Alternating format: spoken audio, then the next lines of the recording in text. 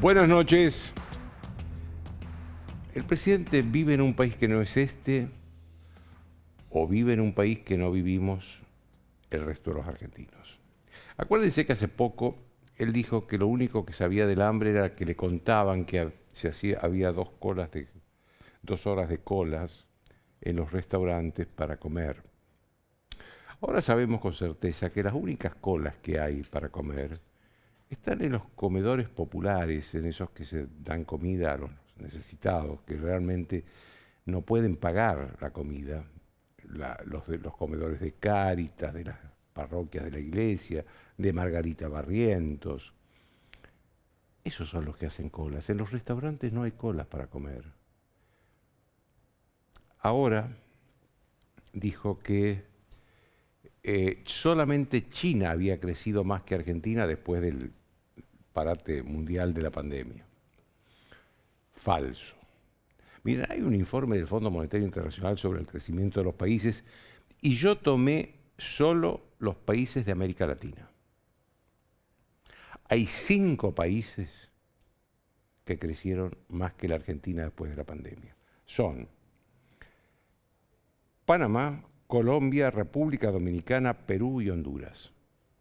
Repito, Panamá, Colombia, República Dominicana, Perú y Honduras crecieron más que la Argentina en los 2 últimos años posteriores a la pandemia. Solo en América Latina, no nos metamos con el resto del mundo porque nos vamos a encontrar con sorpresas peores. Lo grave de esto es que el presidente no dice algo que es cierto, que la Argentina sí se recuperó de la recesión fuertísima que hubo en el 2020. El 2020 en Argentina era un cementerio. Estábamos todos en cuarentena durante un año. Bueno, de eso sí se recuperó. Pero lo que no dice o lo que no le cuentan es que la economía argentina la actividad económica empezó a caer en los últimos meses del año pasado. Empezó a caer o se estancó. Desde los últimos meses del año pasado, la economía argentina se cayó o está estancada. Esta es la realidad hoy. Y estas son las cosas que contribuyen a devaluar la palabra presidencial. No es que prometa cosas que no va a cumplir, porque todos los políticos prometen cosas. El presidente está hablando o dándole a la sociedad como ciertos datos que son falsos. Esta es la verdad, la triste verdad. Esto explica también que el presidente crea que va a ser reelegido. Ninguna encuesta hoy dice eso. Al contrario, todas las encuestas dicen, en primer lugar, que el espacio que le integre el Frente de Todos va a perder la elección. Y entre los candidatos del peronismo, él sería uno de los candidatos con menor porcentaje de votos. Esta es la realidad. Esta es la realidad. Estas desubicaciones al presidente lo han dejado solo. Al principio hubo ministros que llegaron al gobierno porque creían que Alberto Fernández iba a expresar una línea distinta de la de Cristina Kirchner. Luego se decepcionaron de Alberto Fernández y volvieron a sus lugares porque muchos de ellos son funcionarios elegidos. No son funcionarios cristinistas, son albertistas decepcionados. Esta es la verdad. El presidente no va a cambiar, esto es lo que hay. Así, con este presidente vamos a tener que atravesar los 10 meses que faltan hasta el final de su mandato. El jueves va a haber una reunión rara, una reunión supuestamente de todo el peronismo.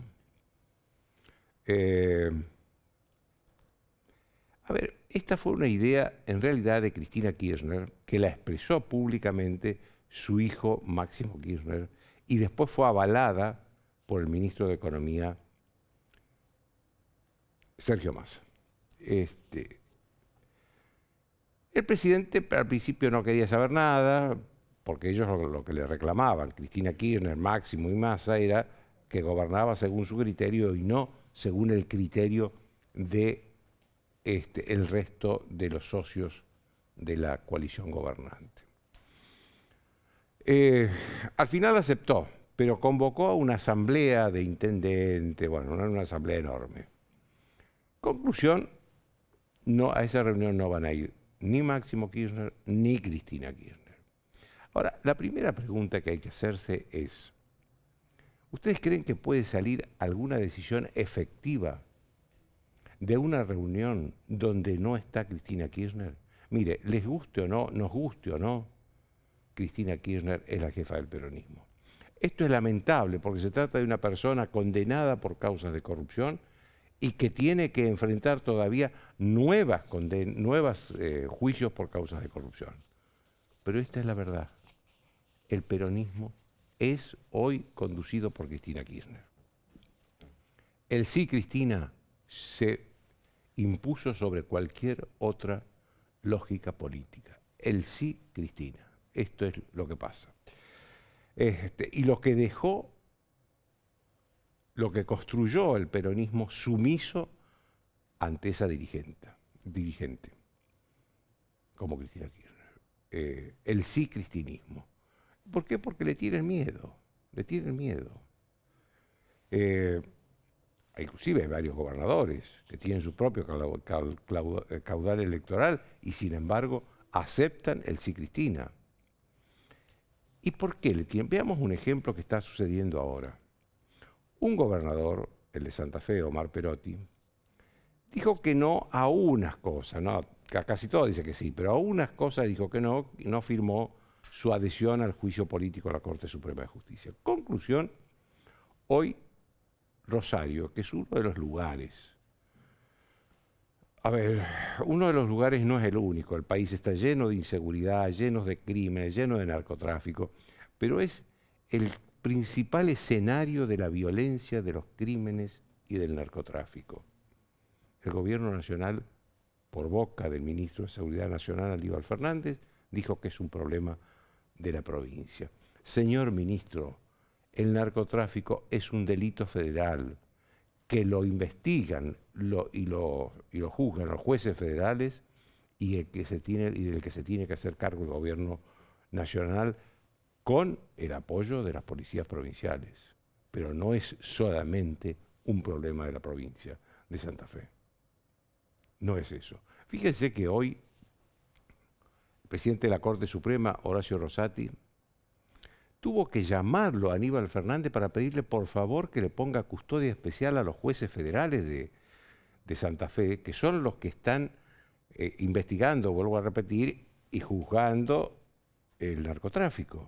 Ahora, era necesario que el presidente de la Corte, a quienes todos detestan, el gobierno, llamara al ministro de Seguridad para que los jueces federales tuvieran custodia especial. ¿Era necesario llegar a esa instancia? No hay un presidente en el gobierno en condiciones de llamar al ministro de Seguridad y decir, hacete cargo de la seguridad de los jueces, que no quiero un juez lastimado. Pero como, repito, esta es la respuesta del gobierno a esa actitud de Perotti. Entonces es el miedo. Es el miedo a que Cristina active mecanismos que a las provincias que no acatan sus órdenes queden abandonadas a la mano de Dios. Esta es la verdad. Y este es el miedo que Cristina impuso en el peronismo y trató de imponer a la política y trata de imponer a la justicia. Hasta ahora solo lo impuso en el peronismo. Fíjense que el caso del juicio político a la Corte Suprema de Justicia va más allá de la Corte Suprema de Justicia.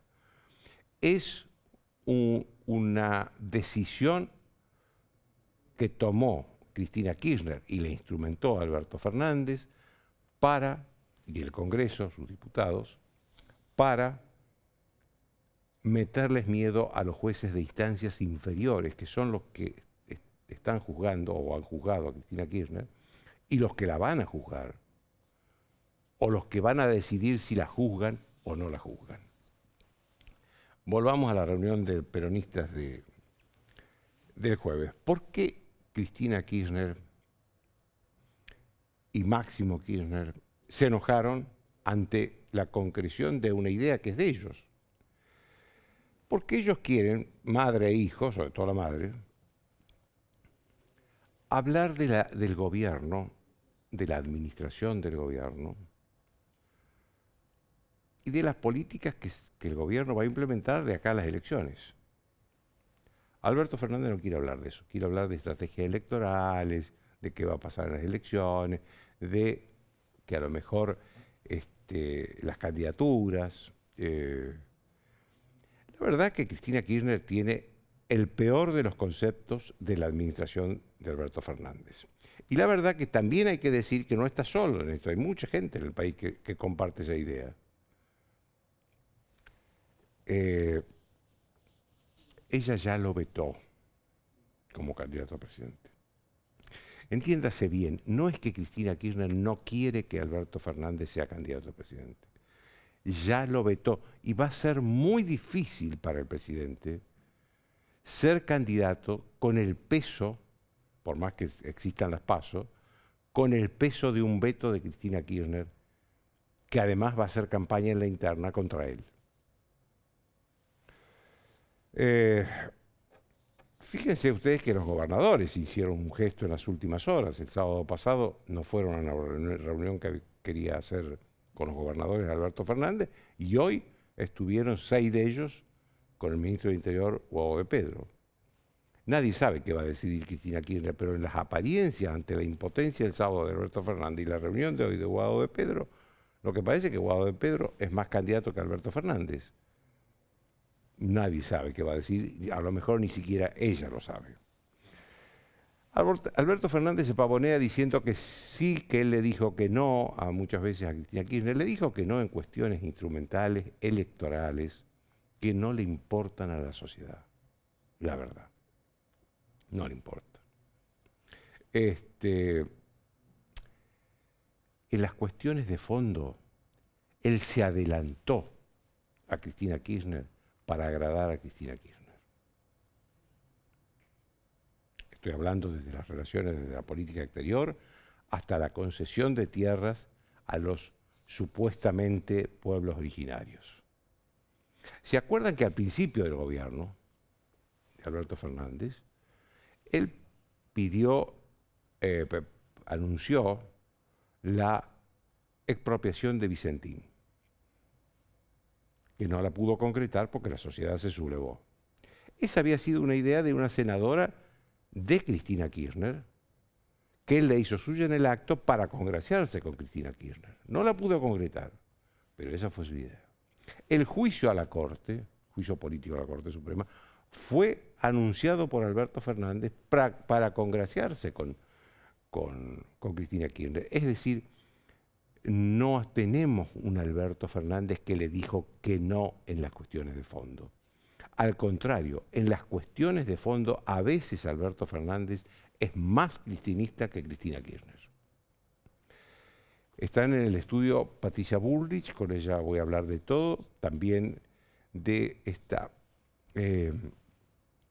crítica fuerte que surgió del gobierno Juntos por el Cambio, por el último documento de Juntos por el Cambio, que anunció una bomba económica como herencia que deja este gobierno. Y también está el exministro de Educación, Alejandro Finocchiaro. Con él voy a hablar de este tema que todavía se está evaluando en la provincia de Buenos Aires sobre la posibilidad de que no haya repetición de grados en el secundario. Pero también voy a hablar de esa zona tan caliente de la provincia de Buenos Aires, que es La Matanza, porque Finocchiaro conoce bastante y le recorre bastante a la Matanza. Después de una pausa de 1 minuto, Patricia Bullrich.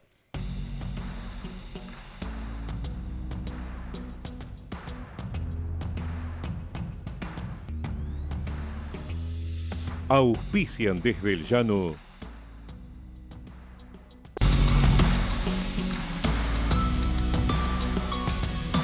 Adrián Mercado presenta su nuevo sistema de subastas online. Desarrollamos un sistema más rápido, más fácil, que te permite participar desde cualquier lugar del país. Si querés que tu empresa crezca, elegí Adrián Mercado.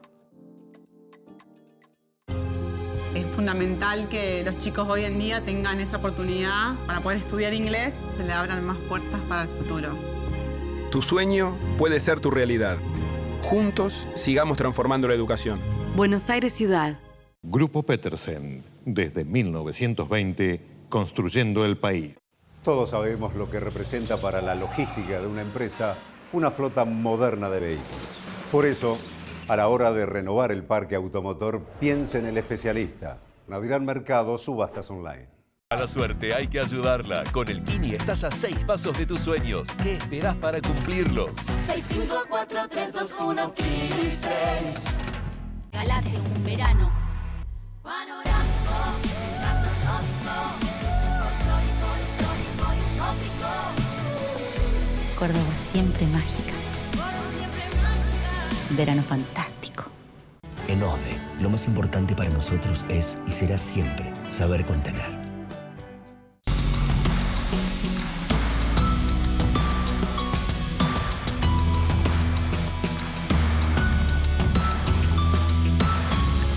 Bien, como les dije, Patricia Bullrich.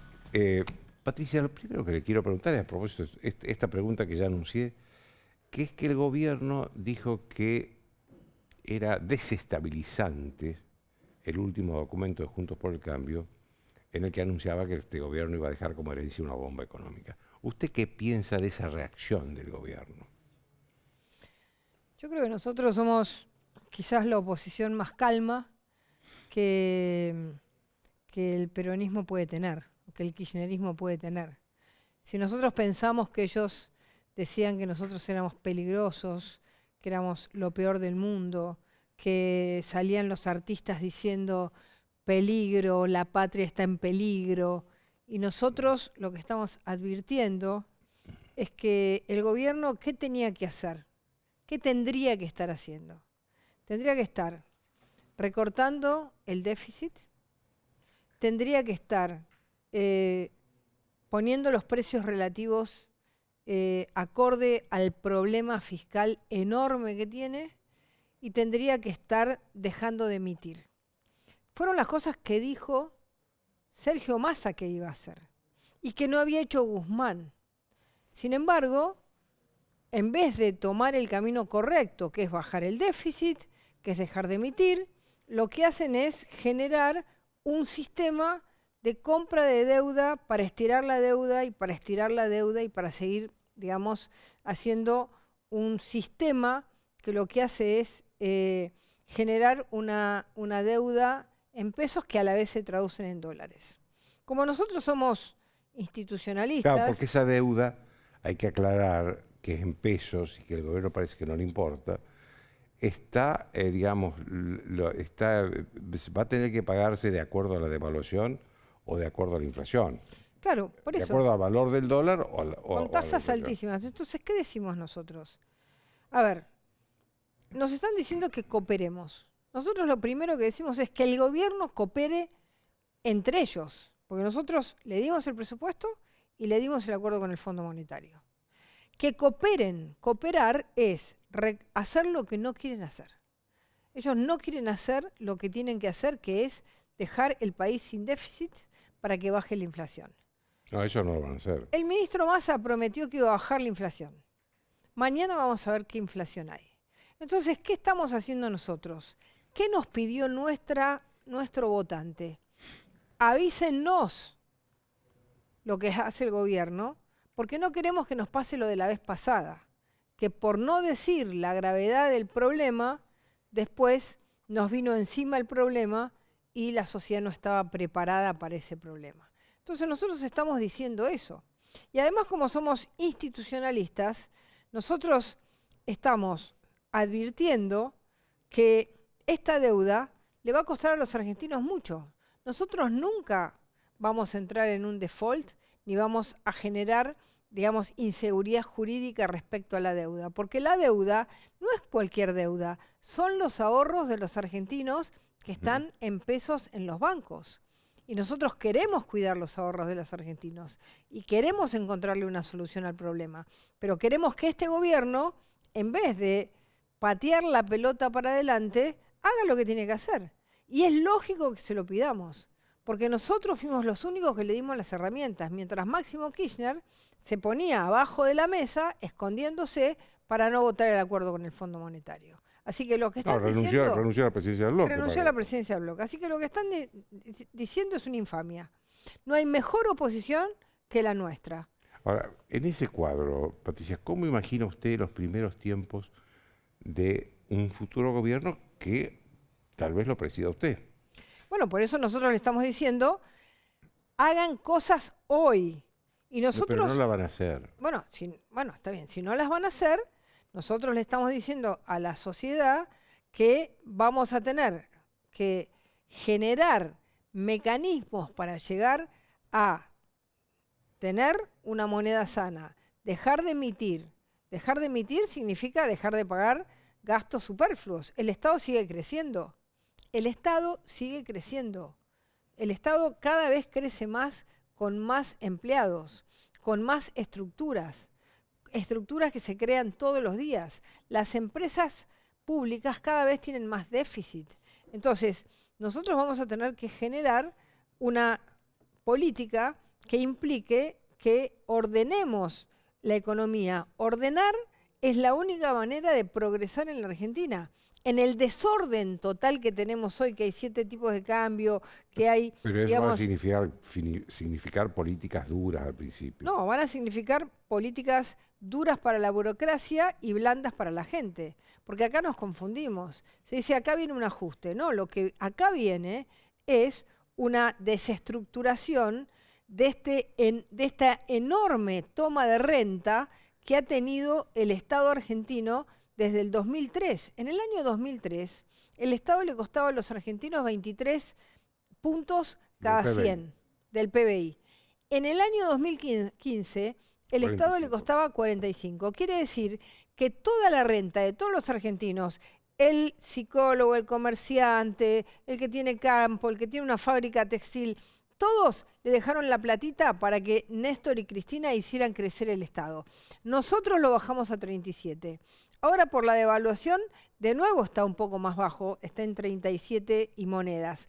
Quiere decir que ese Estado que nos dejaron se llevó la plata de todos los argentinos. Entonces nosotros no vamos a ajustar a los argentinos, vamos a ajustar a las burocracias provinciales y nacionales que lo que han hecho es acaparar la renta de los ciudadanos de bien, de los ciudadanos de trabajo. Usted dice que a lo mejor tiene que haber políticas bastante duras al principio, pero va a haber una luz al final del túnel. Pero claro, porque ¿para quién son duras? Son duras bueno, para... si hay que sincerar las tarifas, claro, los precios. Sí, pero a ver, ¿vamos a sincerar las tarifas? Vamos a empezar a ver una boleta de tarifas. Vea usted una boleta de luz. Estuve el otro día en Entre Ríos con Rogelio Frigerio. Las boletas de luz. 51.000 pesos pagan. En una casa similar a un departamento de 120 metros acá en la Ciudad de Buenos Aires, que paga entre 2.000 y 3.000 pesos. Diferencia, ¿no? Ahora, fíjese, en esa boleta están todos los impuestos municipales, todos los impuestos nacionales. Bueno, vamos a separar. Vamos a separar el producto de los impuestos. Vamos a dejar esos impuestos que se pagan en cuentas únicas y que cada uno de los intendentes tenga que salir a recaudar su plata y no que lo paga la boleta de luz, que es fácil, porque ¿quién se quiere quedar sin luz? Claro.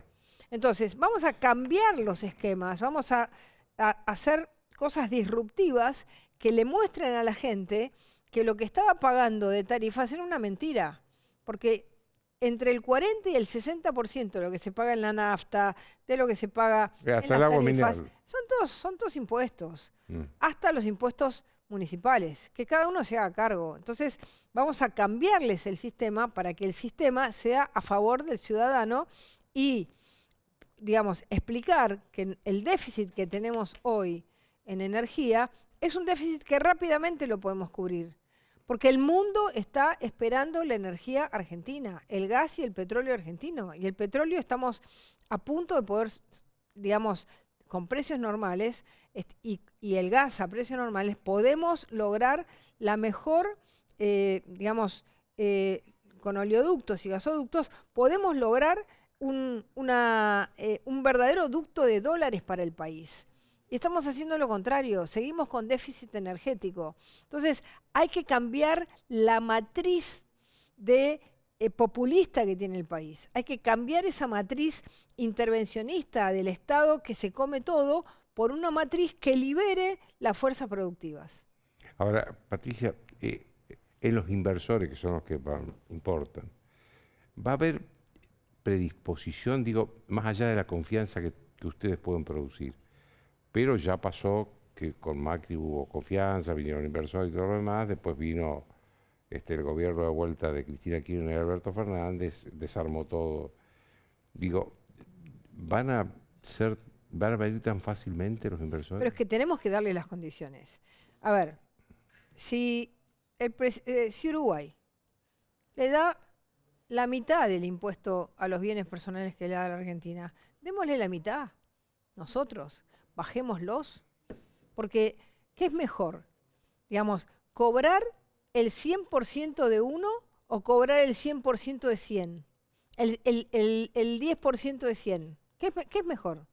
Entonces, si usted lo que va a hacer es echar a las empresas argentinas que se van a Uruguay, que todas se van a Uruguay porque les dan condiciones durante 10 años de mejores impuestos a los bienes personales. ¿Para qué nosotros cobramos bienes personales si las empresas se nos van? ¿Por qué no hacemos como hizo Uruguay, como hizo Irlanda, como hicieron todos los países que lograron atraer capitales? Porque para mí el capital es tan importante el que viene de afuera como el que pone un almacén en, digamos, quemú, en cualquier lugar, en donde sea. Entonces, lo importante es que nosotros demos condiciones para que los argentinos sientan que no trabajan para el Estado, sino que trabajan para su propio bien y que el Estado, además, lo que le ponen al Estado, le devuelve en servicios.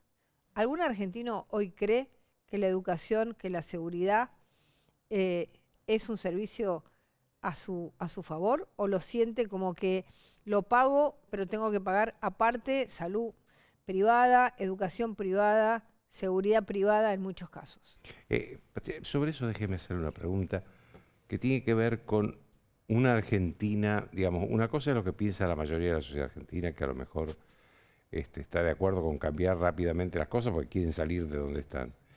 Pero también hay sindicatos, hay empresarios que les gusta este sistema, hay movimientos sociales, hay piqueteros.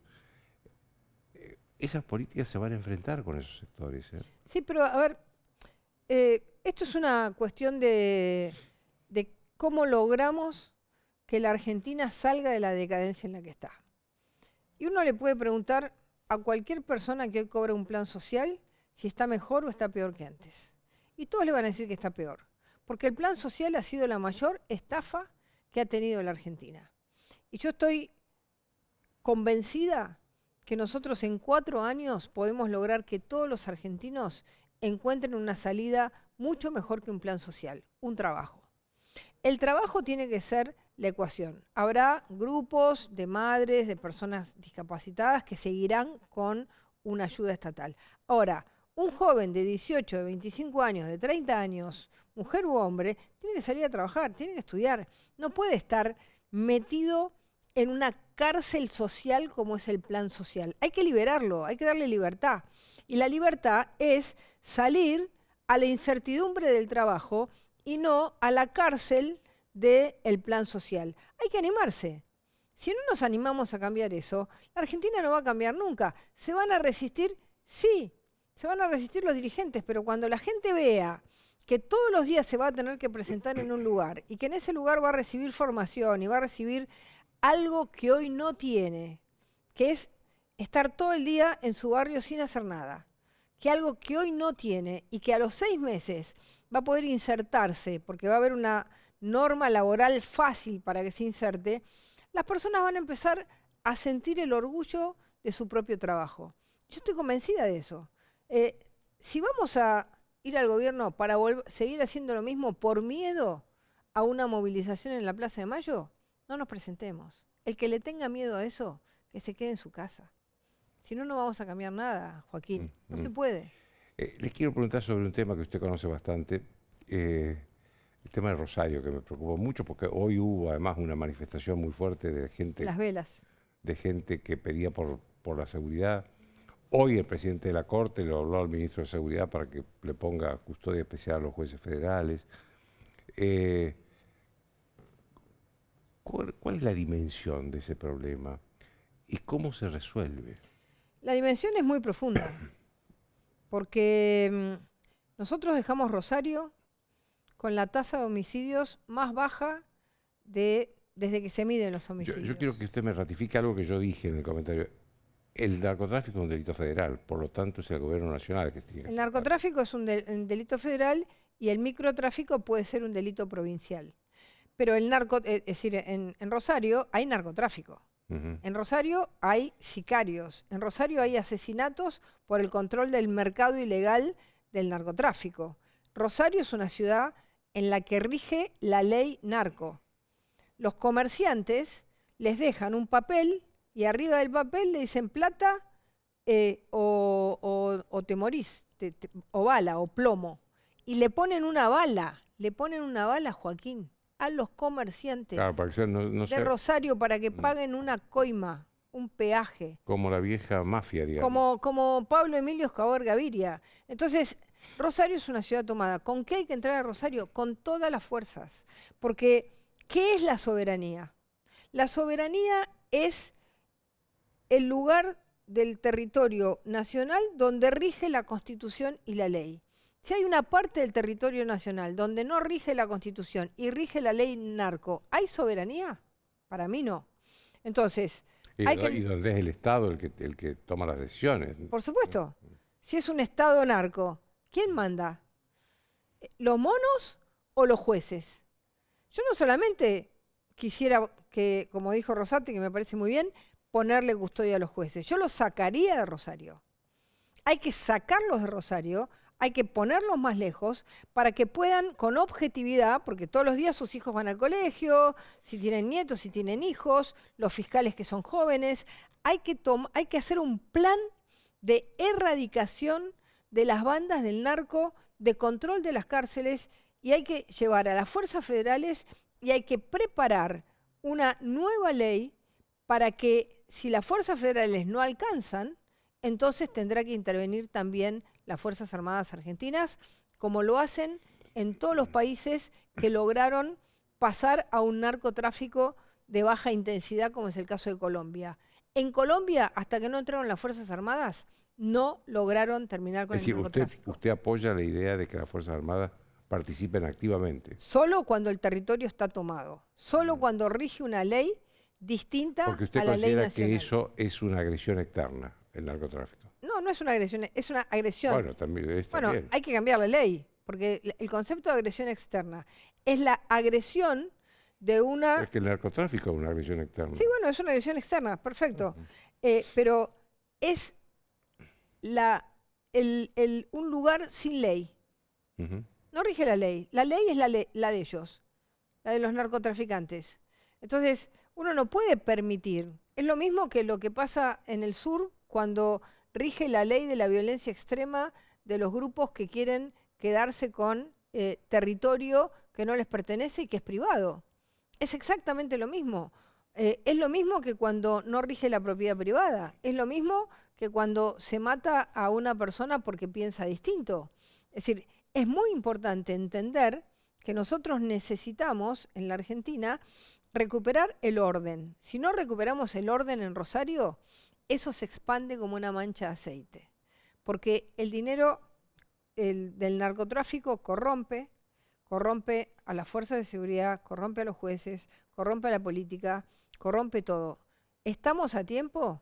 Estamos muy mal, vamos a tener que entrar con todas las fuerzas. Yo estoy dispuesta a hacerlo porque conozco el tema, porque estuve ahí, porque logré que Rosario se sintiese la tranquilidad de tener un Estado que estaba ahí cuidándolos y ahora sienten que el Estado los abandonó y tienen de nuevo que salir con velas a la calle porque es una ciudad donde uno sale y no sabe si vuelve. ¿Es solamente Rosario? No. Bueno, se ha expandido a Gobernador Gálvez. Es el escenario más... pero el resto del país, el conurbano también, ¿no? No, bueno, por supuesto. Bueno, Moreno es una zona que tiene que está, yo creo que tiene se está montando una estructura muy similar. Hay muchas zonas, pero el tipo de estructura, digamos, Sí, no, el escenario... lo importante no es es decir, solamente la venta de drogas, que hay que tratar de que no se venda en ningún lado. Lo importante es cuando hay lo que rige no es la ley de todos los argentinos, sino que rige la ley narco. Eso pasa en Rosario, está empezando a pasar en Moreno, y es muy importante que nosotros no la dejemos avanzar, porque va a marchar mucho más rápido que nosotros si no nos apuramos. Lo que dijo el gobierno, el abandono, mire que yo estoy totalmente en contra de lo que hizo Perotti desde el día que asumió poniéndolo a Saín. Hizo barbaridades. Es gran responsable de lo que pasa hoy en Santa Fe el gobernador Perotti. Pero pide por favor que vayan fuerzas federales. Y le contesta el ministro, arréglense con la policía. No es así. No se pueden arreglar solo con la policía. Es una cuestión de Estado. De un Estado que va más allá de la policía. Porque la policía, además, tiene un problema. La policía convive todos los días en el mismo lugar, le amenazan a sus hijos, le amenazan a sus mujeres, los matan, como pasó ayer, que en Santa Fe mataron a un policía. Entonces los matan y empiezan a tener miedo, y cuando tienen miedo empiezan a negociar. Déjeme que le haga una última pregunta política, porque hemos estado hablando de... la veo bien en las encuestas, quisiera que me hable de eso, cómo ve su carrera presidencial, pero a la vez lo que me llama la atención de las encuestas es el mal humor de la sociedad con respecto de la política en general. ¿Cómo ve esas dos cosas? Su carrera, el mal humor de la sociedad. Bueno, en primer lugar, yo siento que hay un reconocimiento a mí y a un equipo que ha decidido tomar el toro por las astas, que ha dicho, la Argentina sale con coraje, no hay otra manera, nos vamos a animar a tocar los privilegios de empresarios, de políticos, de sindicalistas, nos vamos a animar. Creo que eso está siendo mirado por la sociedad y bien mirado. En segundo lugar, eso quizás está un poco lejos de lo que para la gente entiende como política. La gente entiende como política la rosca. La política es para sí misma, todo es para ellos, todo es para la política, son todos privilegios. Entonces, yo siento que un gran tema nuestro es decir, primero, pero primera medida, cortar los privilegios de la política. Uno se tiene que autolimitar. Si uno se autolimita, genera confianza en los demás. Eso es muy importante porque así se va a terminar esta situación en donde la sociedad dice, yo estoy cada día más pobre y los políticos nunca pagan el pato. Cuando habla de autolimitarse, por ejemplo, en todo. En cantidad de asesores, en cantidad de ministerios, en estructuras, en uso, en que en los cargos haya una carrera pública y no entren los hijos de los conocidos, en cambiar todo. Tenemos que cambiar todo. Todo lo que pasó hasta ahora, digamos que fue el Estado, digamos, sin una carrera pública, sin un servicio público, sin meritocracia. Hay que cambiarlo todo. Hay que animarse. Y animarse significa tocarle intereses a todas las personas que conviven con uno en el partido político. Pero que uno tiene que animarse, porque así empiezan los cambios en la historia. Le agradezco mucho, Patricia. Muchas gracias.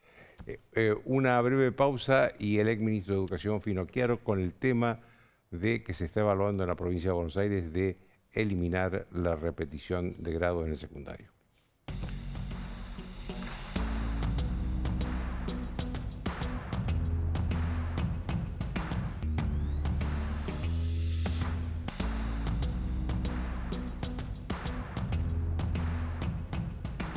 Bien, como le dije, estoy con el exministro de Educación de la Nación, actual diputado nacional, Alejandro Finocchiaro.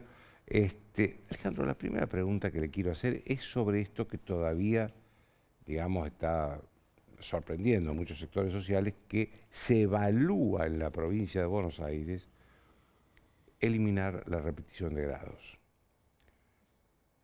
Usted que estuvo en el Ministerio de Educación, que sabe de educación, ¿qué le parece esto? Una barbaridad. Lo que pasa es que yo no sé por qué la gente se sigue sorprendiendo, porque esto ya lo hicieron en Santa Fe, lo hicieron en Formosa. A ver, Joaquín, cuando vos tenés un sistema educativo, ¿cuál es la finalidad del sistema educativo? Que los chicos terminen la escolarización y sepan. Si los chicos saben, el sistema es bueno. Si no saben, es malo.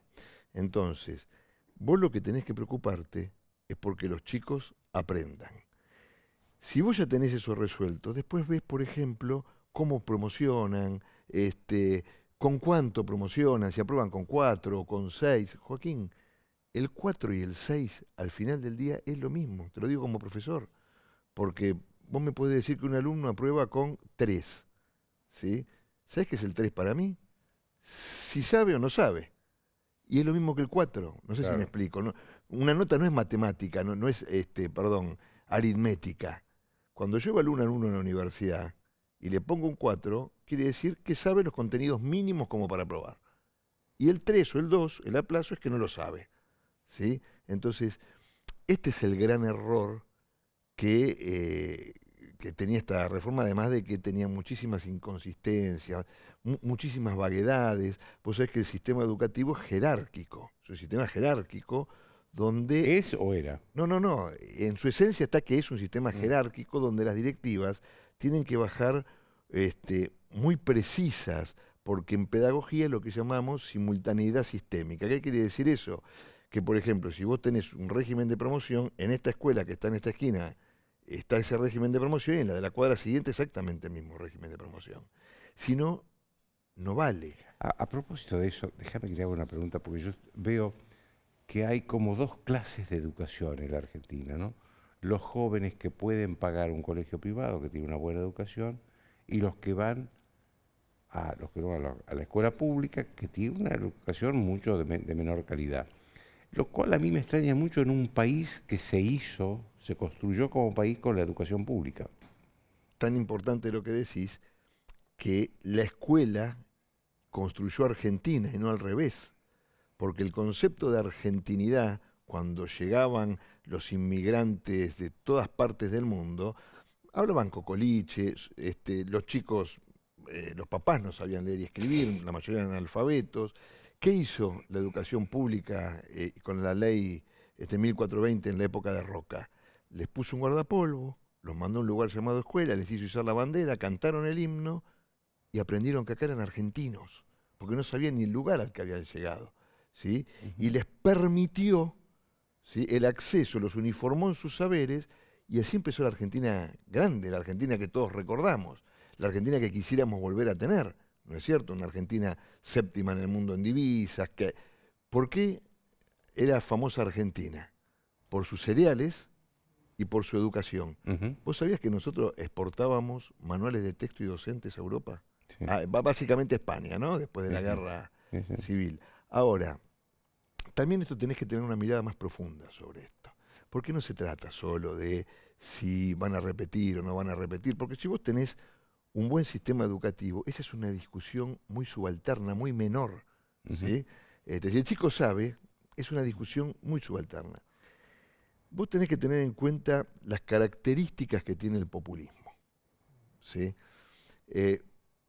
Los que tenemos otra forma de pensar, los que crecimos y somos de raigambre liberal, entendemos que la gente tiene que tener conocimientos, no solo conocimientos que le permitan progresar en su vida, en todos los aspectos de su vida, sino de sus derechos, de que tienen derecho a la salud, de que tienen derecho a tener una calle asfaltada, de que tienen derecho a tener seguridad, ¿no?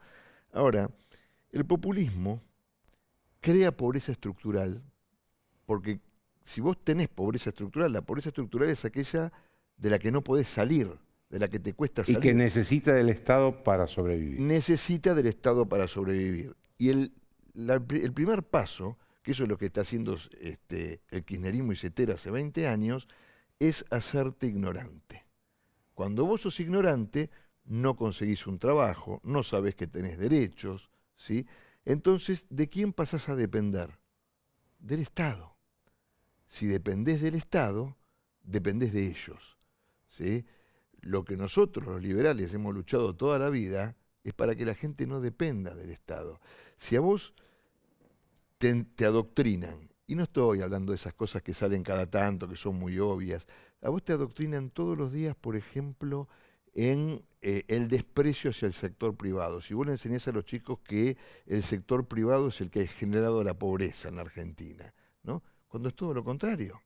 Entonces, ¿cómo podés hacer que esos chicos después tengan ganas de insertarse en el lugar que los va a sacar de la pobreza, que es el sector privado? Es muy difícil porque tienen un prejuicio enorme contra el empresario, que el empresario a lo mejor es el dueño de un taller, de lo que sea, O es tiene el gran 6 empleados, empresario, o es el gran empresario, o es el dueño de una pizzería. Da trabajo. El dueño de una pizzería también es un empresario, un pyme, ¿no? Déjame que te haga una pregunta sobre un tema que vos conoces demasiado porque has vivido ahí y frecuentas mucho, La Matanza. ¿Cómo ves La Matanza? ¿Cómo vive La Matanza después de tantos años de gobiernos peronistas? Mira, yo te voy a decir algo. Yo recién te lo estaba contando en el corte. Mi papá en el año 78 perdió el trabajo y nosotros, que éramos de clase media baja, caímos en la pobreza, ¿sí? Que no era estructural. Y nos fuimos a vivir a Villa Constructora, en La Matanza, en una casa que no tenía el baño adentro, que no tenía agua caliente. Digo, yo estudié en quinto y sexto grado en aulas de chapa y madera. Y no es un chiste, ¿no? Ahora, Villa Constructora en 1978 estaba mejor que ahora. En el baldío que está atrás de la escuela número 6, ¿sí? Donde yo iba, y jugábamos al fútbol, hoy hay un basural a cielo abierto horrible. ¿Sí? La Matanza debe tener el récord en Argentina, y no sé, de basurales a cielo abierto. Que el basural a cielo abierto es parte de la informalidad de este estado donde cualquiera hace cualquier cosa, porque vos ves a los camiones tirando basura, no los ves a las 4 de la mañana, no, los ves a las 2 de la tarde, a las 3 de la tarde, al lado de casas donde hay gente. Barrios que estos gobiernos que han gobernado el 83 han permitido que se instalen en lugares que no son salubres. Ahora, ¿por qué el peronismo sigue ganando elecciones? Y la otra pregunta que te quiero decir es si es posible o probable que el peronismo sea derrotado en La Matanza. Mirá, yo creo que vos tenés que separar dos cosas. Vos no te olvides que Pinky en 1999 estuvo a punto. Estuvo un tris de ganar, ¿no es cierto? Después viene el kirchnerismo, y el kirchnerismo fabrica esta pobreza estructural. Porque vos del peronismo podés tener 1000 reparos, y yo los tengo. Pero el peronismo, digamos, hacía de su eje valor central el trabajo. Sí, ¿no es cierto? la famosa frase de Perón, del trabajo a la casa, de la casa al trabajo. El kirchnerismo cambia el valor del trabajo por el valor del plan social. Y eso destruye moralmente a toda la sociedad, ¿no es cierto? Entonces, claramente esa pobreza estructural hace lo que estamos diciendo. A mí una señora en la Plaza de González Catán, cuando yo le di mi boleta para diputado, me preguntó, a mí me gusta usted porque yo lo veo, pero yo puedo votar a alguien que no sea Espinosa. Y no es un chiste, ni es como si estuviera prohibido. Como claro, si estuviera prohibido. Entonces, la respuesta es, por supuesto que se puede derrotarlo. De hecho, nosotros ahora estamos trabajando, porque ya hemos denunciado todo lo que pasa en La Matanza. Todo, Joaquín. Bueno, ahora tenemos que pasar a ser propositivos. Nosotros estamos trabajando, por ejemplo, en una rebaja integral impositiva en La Matanza, para todos. ¿Sí? ¿Por qué? Porque necesitamos que se dé trabajo, porque necesitamos que la gente vuelque esa plata al consumo. Bueno, varios intendentes de Juntos por el Cambio lo hicieron. Bueno, y nosotros vamos a seguir esa línea. Iguacel en Capitán Sarmiento, Diego Valenzuela en 3 de febrero. Mirá, yo estoy trabajando para que Cristian Ritondo sea gobernador, ¿no es cierto? Estoy trabajando con él y qué sé yo. Y ahora estamos trabajando exactamente en eso, ¿sí? En una gran reforma tributaria para La Matanza y los municipios que más producen. En realidad lo puede hacer cualquier intendente, por supuesto, que él va a apoyar como gobernador. Porque es muy necesario. A ver, La Matanza tiene alrededor de 30.000 millones de pesos en un plazo fijo y bonos atados a dólares. Pero ese ahorro, que en cualquier país podría parecer virtuoso, está logrado en base a la miseria. Entonces, Vos no sos virtuoso si tenés gente que no tiene agua potable, que no tiene cloaca, que no tiene seguridad, que le falta todo para vivir dignamente. Entonces, desde el día 1 vamos a volcar todo eso, ¿sí?, en las cosas que le hacen falta a la gente, generando empleo a través del sector privado. ¿Por qué te digo esto? Porque cuando vos licitás, lo que nosotros vamos a poner en un renglón es que los trabajadores de campo deben tener domicilio en La Matanza no inferior a X cantidad de tiempo y deben ser capacitados por la empresa. Como los montos de las licitaciones van a ser grandes, las empresas lo van a hacer. Cuando vos le das trabajo a la gente que vive en La Matanza, ¿dónde consume la gente que vive en La Matanza? En La Matanza. En La Matanza. Eso quiere decir que al ferretero le va a ir mejor, que al supermercado le va a ir mejor, que a la pizzería le va a ir mejor y que al almacén le va a ir mejor. Y si a ellos les va bien, ¿qué van a hacer? Van a tomar empleados, van a agrandarse. Y si además les bajamos los impuestos. A ver, nosotros podemos hacer en 8 años que La Matanza sea uno de los municipios más ricos de la provincia de Buenos Aires, porque tiene mucha más potencialidad que municipios que son más ricos hoy, pero mucha más potencialidad, Joaquín. Podemos hacer un paraíso de La Matanza. Y no es un chiste, porque mucha gente me mira como diciendo... ¿Te vas a proponer para algún cargo? Nosotros estamos trabajando, ¿sí? Cuando llegue el momento vamos a decidirlo. Pero lo primero que tenemos que tener, ¿sabes qué, Joaquín?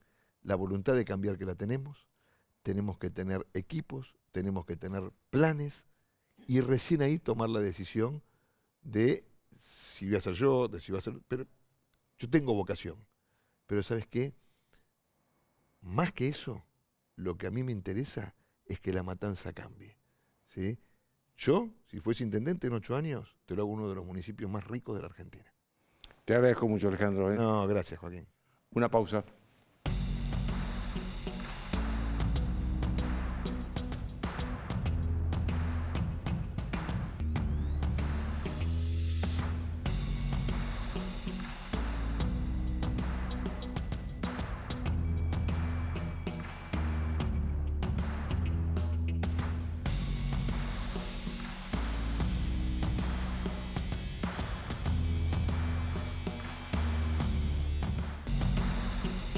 Bien, los dos invitados que tuvimos hoy hablaron de lo mismo.